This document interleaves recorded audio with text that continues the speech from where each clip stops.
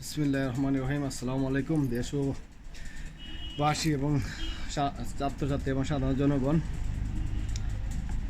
Video উদ্দেশ্য হইতেছে আজকের এইটাই, যত সব পুলিশ রিজাইন নিয়েছে, পালিয়ে গেছে, তা আমাদের দাবি একটাই, তাদেরকে চাকরিতে আউট করা হোক, আজীবনের লেগিয়া কোনো সহায় চাকরি যাতে তারা না করতে পারে এই ব্যবস্থা নেওয়া হোক।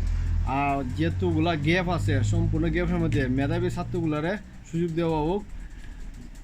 এদের এদের দেওয়া উদ্দেশ্য একটাই হবে, আমাদের দেশের ঘুষমুক্ত যখন একজন চাকরি নিবে, তার ঘুষমুক্ত চিন্তা করবে দেশকে কীভাবে এগিয়ে নেওয়ার। আর যারা চলে গেছে তারা তো অন্যায় অত্যাচার করছে, ভবিষ্যতে তারা করবে না এমন কোনো বিশ্বাস আমাদের মধ্যে নেই। তারা আবার সুযোগ সুবিধা পাইলে আবার এই প্রতিশোধ নেওয়ার চেষ্টা করবে। তাই এইদিকে লক্ষ্য করে আমাদের উচিত যত সব পুলিশ বাহিনীগুলা নিজেদের ইচ্ছাগত পালিয়ে গেছে, তাদেরকে আমরা বলবো না আনার আহ্বান জানাবো। তাদের আনার কোনো প্রয়োজন নেই এই চাকরির মধ্যে, এই প্রশাসনের মধ্যে।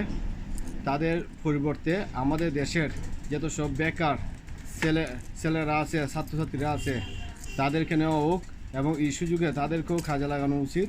এদেরকে বেকার রাখা মানে দেশের ক্ষতি।